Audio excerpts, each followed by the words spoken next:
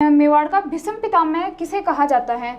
मेवाड़ का भीष्म पितामह कौन कहलाता है? तो ये हमारे ऑप्शन है, पहला है चुंडा, बी है मोक्कल, सी है कुंभा और डी है उपयुक्त में से कोई नहीं। तो इसमें हमारा राइट ऑप्शन हो जाएगा ए, चूड़ा।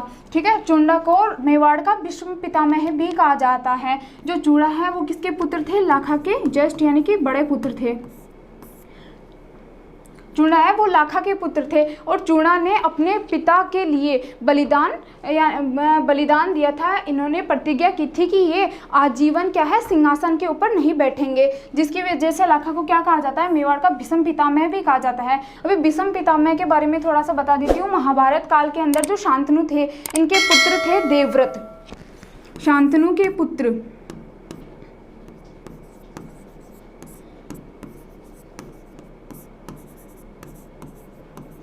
शांतनु के पुत्र देवव्रत, जो आगे चलकर क्या कहलाए? भीष्म पितामह।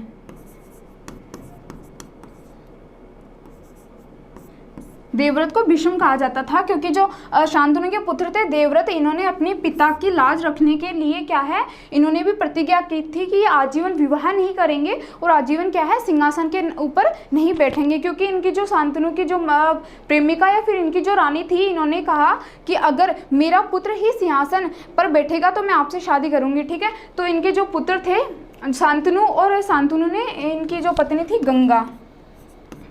गंगा, शांतनु और गंगा से 8 पुत्र प्राप्त हुए थे। ठीक है, गंगा के कुल शांतनु के 8 पुत्र थे, जिनमें से 7 पुत्रों को क्या है, गंगा नदी में बहा दिया गया। 8वां पुत्र था देवव्रत। तो देवव्रत ने प्रतिज्ञा की थी कि ये आजीवन अविवाहित रहेंगे, विवाह नहीं करेंगे और क्या है, गद्दी के ऊपर नहीं बैठेंगे, जिसकी वजह से ये क्या कहलाए? भीष्म कहलाए। और इनकी तरह ही जो चूड़ा है, इन्होंने भी प्रतिज्ञा की थी कि ये आजीवन क्या है, गद्दी के ऊपर नहीं बैठेंगे। तो ये क्या कहलाए? मेवाड़ के भीष्म पितामह के नाम से जाने जाते हैं, चूड़ा जो लाखा के पुत्र थे।